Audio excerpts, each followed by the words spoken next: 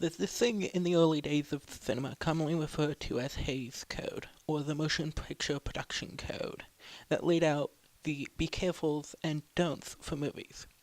It was created in the 30s to reflect on the white male Catholic values of its creator. Notable things that you weren't allowed to show were a sexual relationship between a black and a white character, white slavery, or the ridicule of the clergy. In the be careful about category, there were a number of immoral things that could be displayed as long as they were presented as wrong, without any ambiguity, and that any character that committed them would not have a happy ending. This category of ruling is why the monsters always died at the end of the original Universal Monster movies. One of the things that fell into this category, even when it was presented in a coded context, were gay and lesbian characters. In this time period, being gay, especially viewed by people from a heavily religious background, was something immoral. This view, in conjunction with the previous rule, meant that if they were ever shown on screen, gay or lesbian characters must be punished for existing, generally with death. It's an archaic precedent that persists to now as bury your gays. Bury your gays is a trope, a repeating circumstance in media, where the gay character is the one who dies and doesn't get a happy ending. While this trope didn't originate in TV, it has certainly become most noticeable on television in recent years as more lesbian and bisexual characters come to the silver screen. Even as we see more and more representation on television, presented to more diverse audiences, we continue to see barrier gays come up. It persists as it sadly continues to be a cheap way to get a ratings boost. What makes this situation worse is how the trope has morphed over the years. Originally affected LGBT of both genders, but as we went through the AIDS crisis, gay males became a sympathetic figure in media in a way that lesbians did not. This change of public perception has led to barrier gays being invoked on lesbian characters more often than it has on gay characters. The first case on television of barrier gays, well after the Hays Code fell to the wayside in Hollywood, was with Julie in the soap opera Executive Suites. Since that time, there have been 193 lesbian and bisexual characters killed off on screen as of writing. This is in stark contrast to only 29 lesbian and bisexual characters that ended up with happy endings. Those two numbers by themselves show how extremely unbalanced the representation for lesbian characters has been. There has been a couple major instances of this trope throughout the 90s and 2000s, most notably Tara from Buffy the Vampire Slayer, but it all really came to a head on March 3rd, 2016, with the death of a fan-beloved character, Lexa, who since her death has become a rallying point for many in the LGBT community to abolish barrier gays. There is a lot of contextualizing that also needs to be present in this case, as, like many flashpoints for social change, there's a lot more going on behind the scenes. Commander Lexa became a fan-favorite character throughout the second season of the show The 100, getting quickly nicknamed Commander Hot Eyes by the fandom because of the looks that she would send series protagonist Clark. Throughout the majority of the season, the LGBT fans of the series were trepidatious about it because of a practice known as queerbaiting, where a show would perpetually imply a queer relationship but do nothing with it, leaving it at implication alone. This trepidation was put to rest when the pair actually kissed, which was a massive deal by itself. Clark was the lead character of the show, and making her not straight was a massive deal. This got reinforced with Jason Rothenberg, the showrunner of The 100, talking about how all sexuality was fluid in the world of The 100.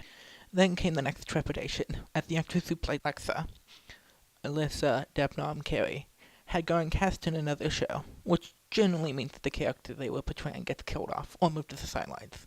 The fanbase was now worried what was going to happen to Lexa going into the third season of the show, and the possibility of Bury Your Gays happening in the show. Jason Rothenberg reassured the fanbase about Lex's return, and there were production shots of Alicia on the set of the final episode of the season. Once again, the LGBT community felt like they were being thought about and being represented in a show, which really hadn't happened on such a major level since maybe the previously mentioned Buffy before it. This all changed with Season 3, Episode 7, 13, where the immediate scene after finally getting to have sex with Clark, Lexa gets killed off. The stark betrayal for the LGBT fan base of the show, and all the reassurances that had been made just made this feel worse. This is not the tale of it happening out of nowhere. This is something that the fans feared because of the circumstances, but were constantly reassured wouldn't happen. Then it did. This event started up one of the biggest conversations about Bury Your Gays, and had numerous interesting tactics to respond to and discourage shows from continuing to use this trope. The most easily quantifiable is the hit to the show's ratings.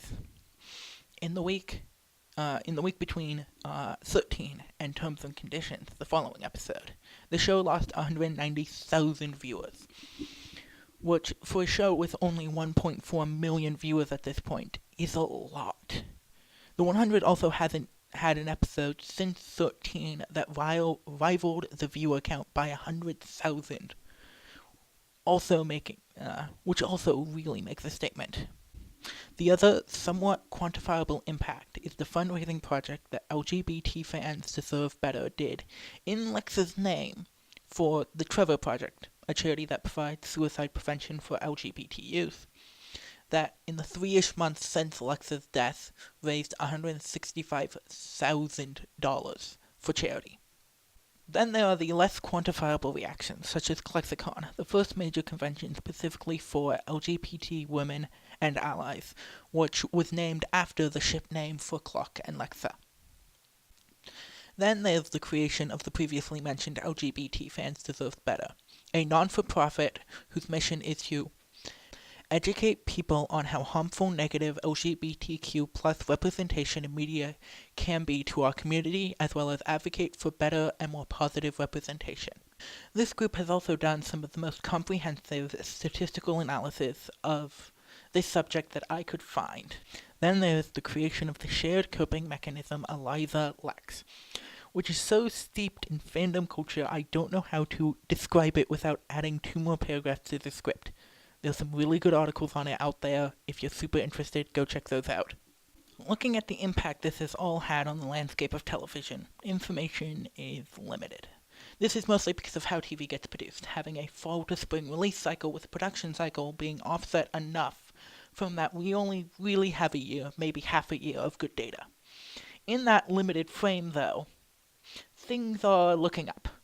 Looking at television of 2016 compared to 2017, not only has the number of lesbian and bisexual characters' deaths gone down considerably, going down from 26 in 2016 to only 11 in 2017, but the number of shows with lesbian and bisexual characters have gone up to 116 compared to 2016's 80. It's not perfect, not by a long shot. Groups that have been historically marginalized have continued to be given the short end of the stick in the changing world of LGBT representation on television. While 30% of lesbian and bisexual characters are people of color, most of those are either in small roles or problematic representation, meaning that the good representation we have for these groups is way less than that number. Also, only 3 of the 204 lesbian and bisexual characters that we have are also transgender. Then also, we only have a handful of butch lesbian characters in television, and most of them are involved in prison or crime, leading to more problematic representation, like I mentioned earlier. I'm not sure what of the many things that has happened has caused this shift, whether the LGBT activism, the fact that more minorities are producing television, or that society as a whole has become more accepting of LGBT in general. but it's looking up, and I'm really hopeful about the future of LGBT representation in television in general, and specifically about the continued lessening of the use of bury your gays.